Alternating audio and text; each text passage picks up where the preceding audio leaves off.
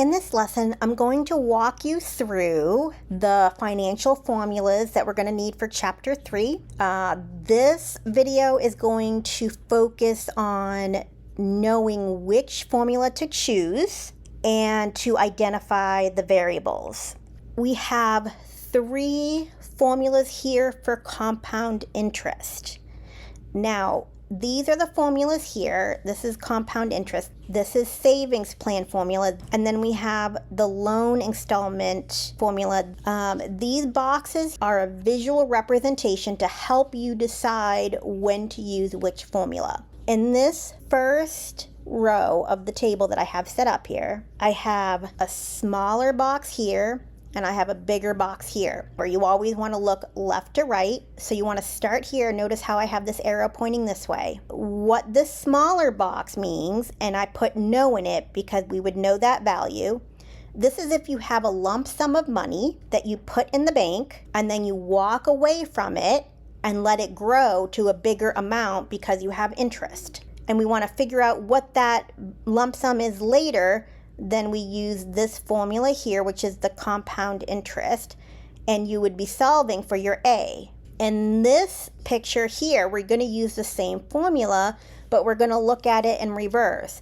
If we're given that bigger lump sum that's been sitting in the bank, and we want to work backwards and figure out what that initial lump sum deposit was, that's what this picture is. What do I need to have in the bank now for it to grow to this bigger value that's given in the question, so we would know what that value is. When you solve for this, the smaller lump sum, you're trying to solve for your principal, or it's also called your present value. That would be your P here. For this next picture, we're looking at the savings plan formula. So this savings plan formula is when you're using, instead of lump sums, you're making regular payments. So for example, when you're saving up to buy a car, or you're saving up for college tuition. So in this picture, we know what our payments are, and each payment is one of these steps to help you visualize it. And then, so I'm going to be making payments to save up, so that later on I have this big lump sum of money. So I use these steps to represent regular payments, and then boxes represent lump sums. The PMT stands for the payment. Now this is going in reverse again. This is, I know what my lump sum is after a certain time frame, but I want to know what the payments are that I have to put into the account to have this amount of money later on. So if you have a certain amount of money that you want to save, I want to save $20,000 for this new car, then I would know what my lump sum is, and I would have to figure out what my payments are to be able to save up that $20,000 for when I purchase the car. So this is what we know, and what we're trying to find, I put the question mark here, is those payments. How much is each of those payments? So that's the savings plan formula.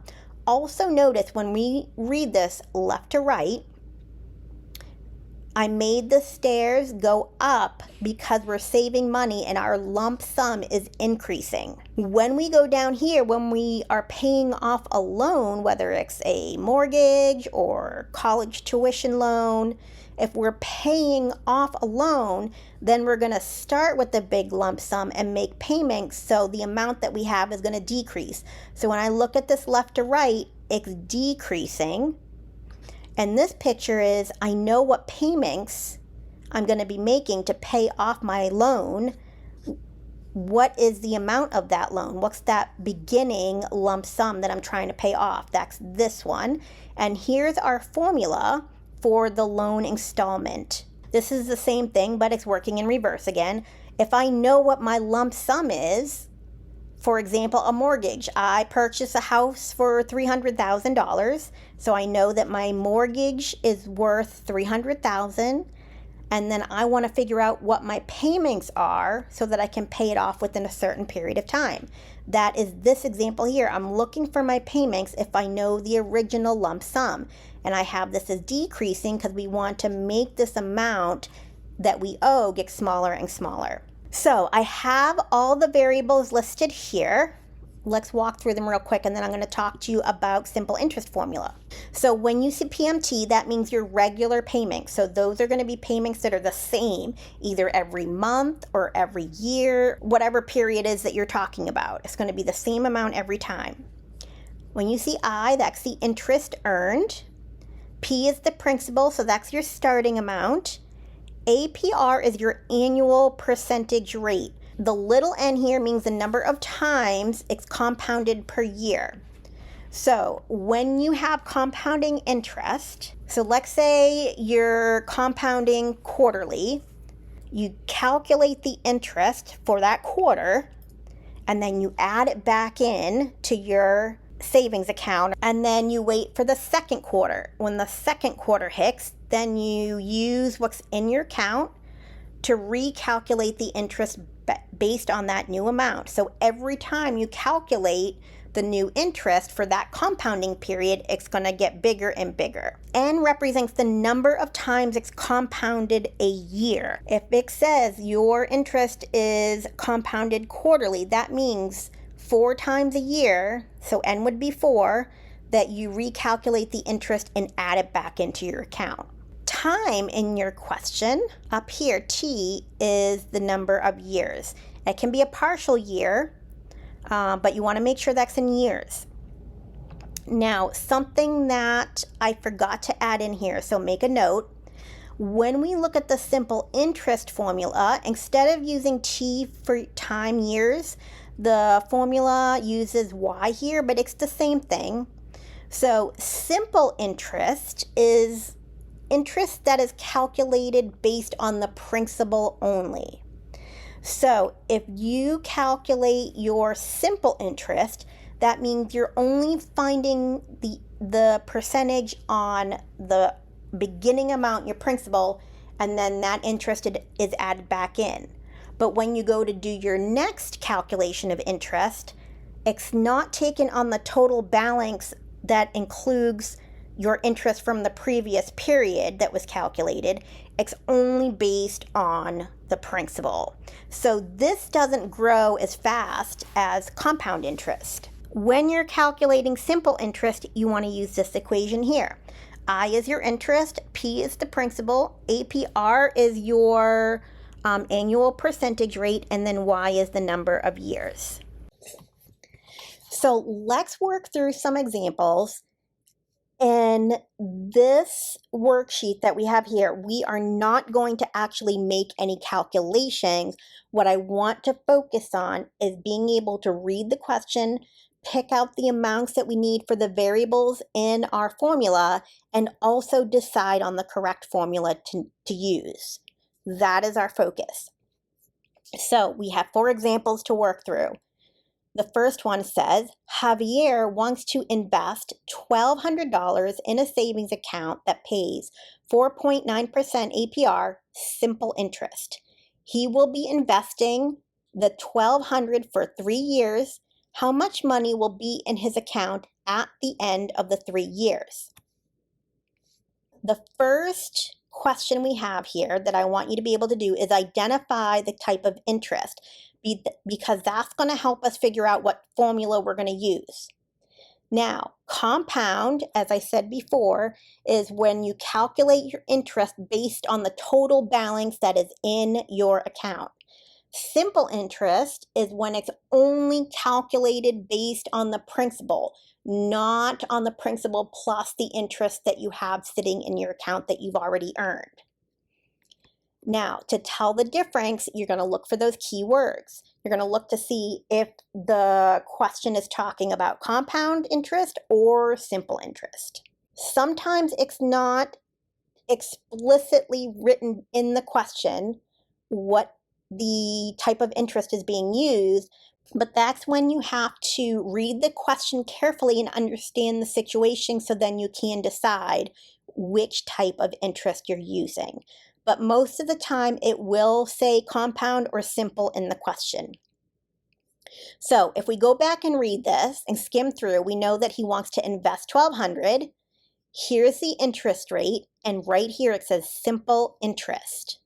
So the type of interest we're going to have here is the simple interest. Now it says identify the APR percent, so that's the annual percentage rate. So that would be 4.9. That's what I would put here. When we have percents, we have to change it to a decimal before we do our calculations. So the percentage is 4.9, but the decimal would be 0.049, and that would be what we put in the formula under APR. So that would be 0.049. Now, this question says, identify the number of times interest is calculated per year. Since it's simple interest and they're giving you the APR, it's going to be calculated once a year. This one says, identify the total number of periods. So if we're looking at the total number of periods, we want to see in the whole time frame, how many times you're going to be calculating the interest. So we're doing it once a year for simple interest, and we're doing this for 3 years. So every year for 3 years, so the total number of periods would be 3. Identify the principal, that's the starting amount. It's either the starting amount of your loan or it's the starting amount that you put into the bank. So in this case, it says he wants to invest $1,200. So this is what we're starting with, is the $1,200. Identify the accumulated value or the future value. In this case, we don't know that. It says how much money will be in his account at the end of the 3 years. That would be what we're trying to solve for. We don't know what that is. So the future value is how much money you have in your bank account at the end of the time frame that's talked about in the problem. And another way to say that is accumulated value. So for this one, since that's what we're asked to find, this would be a question mark here. We don't have that value. Identify the fixed payment. So fixed payments are different than lump sums. Lump sum is when you deposit a lump sum into the bank and then you walk away from it and you don't touch it. You don't add anything else in, you don't subtract anything out of there, you just put it in there and you walk away. Fixed payment is when you make regular payments, whether it's monthly, quarterly, yearly, you're making regular payments. It's more than once that you're making that deposit. This here says he just wants to invest one lump sum of $1,200. It doesn't say anywhere in here that he is going to continue to make $1,200 payments into this account every year. He's doing it one time, dropping one lump sum. So in this case, we would say $0. There's no fixed payment here. Okay, so this question says, what do you need to find the answer to the question? We said we are looking for the accumulated value, which is another way of saying future value. Those two go hand in hand. So this would be what we pick, accumulated value. This one says, identify the formula needed for this question.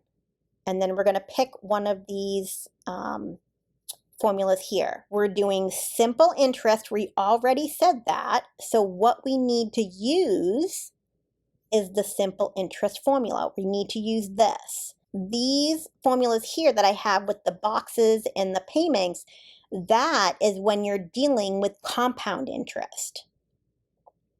If it's simple interest, you're just going to use this formula right here.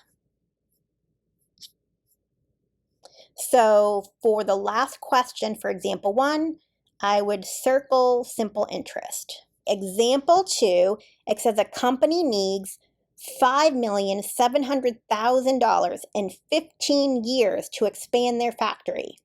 How much should the company invest each week if the investment earns a rate of 8.2 compounded weekly?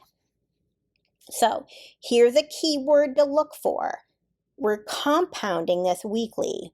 We're not doing it one time at the end of the year based on the principal. We're going to be doing this regularly, in fact, weekly. So it says identify the type of interest. So this one we would say it's compound interest. Identify the annual percentage rate. That would be 8.2%. That's what I would put here for a percentage. Then as a decimal, what we would use to plug into the formula to do our calculations, we would have to change this to a decimal. So it would be 0.082. Identify the number of times interest is calculated per year. This is our value of n. So it says that we're going to make weekly payments, compounded weekly. So every year we're going to be doing 52 calculations for the interest. So for this one, I would say the number of times the interest is calculated per year is 52 because it's weekly. So this is where I would put n is equal to 52. Now when it says identify the total number of periods, that means over the entire time frame. And they're trying to save up $5,700,000. And they need that in 15 years. So if we make weekly payments, that's 52 payments a year, and we're doing this for 15 years, the total number of periods is going to be 15 times 52. It looks like there is no principal in here. We're starting with a zero balance. How do I know? The principal is the initial lump sum that you start with in your account when you're trying to save money. Nowhere in here does it say we already have this amount starting in the account, and it doesn't say we're going to drop this lump sum in the bank to get started with either. So the principal here would be zero. We're not starting with any money in the bank. It's starting with a zero balance. The next one says identify the accumulated value or the future value. That is what we want to have at the end of the 15 years. What is the future amount that we need or the accumulated balance that we need in 15 years? What we're trying to save up for is this $5,700,000. So that's what I would put down here for the future value or the accumulated balance. The next question says identify the fixed payment. The fixed payment is what we're trying to find. How much should the company invest each week if the investment rate earns a rate of 8.2% compounded weekly? What we're trying to figure out is how much money they should put in the bank every week. That is a regular fixed payment. It's something that you're repeatedly doing. So we are trying to find the fixed payment. So on this one, I would put a question mark because that's what we're trying to find. What do you need to find the answer to this question? That would be the fixed payment. That's what we're trying to find. How much money should we deposit in the bank every week for 15 years so we have that money at the end to help build up our factory? Identify the formula needed for this question. So let's go back up to our formulas. We are making regular payments, and our payments are represented by the stairs. We want to save up that money, so over the course of time, we want to build it up to a bigger lump sum. We want that $5,700,000 at the end of the rainbow. If I look at the savings plan here, we know the payments. This is not the situation we're looking at. The payments is what we're trying to find. This one here, however, is accurately representing the situation. These steps represent our payments. We're trying to figure out what are the payments if we know that lump sum that we want to save at the end and have at the end of that 15 years. So that means we're going to use the savings plan formula and we're going to solve the equation for the payment. Let's look at example 3 now. You deposit $2,000 in an account earning 8% interest compounded quarterly. How much will you have in the account in 10 years? So this is a compounded interest. So when it says identify the type of interest, we're going to use compound. Identify the APR. our annual percentage rate is 8%. So I would put 8 here, and then as a decimal, I would write it as 0.08. Identify the number of times interest is calculated per year. This is say it's compounded quarterly. So right down here, I would put n is equal to 4 because that's what the little n stands for in the formula. The number of times is compounded in 1 year. For this next question, it says identify the total number of periods.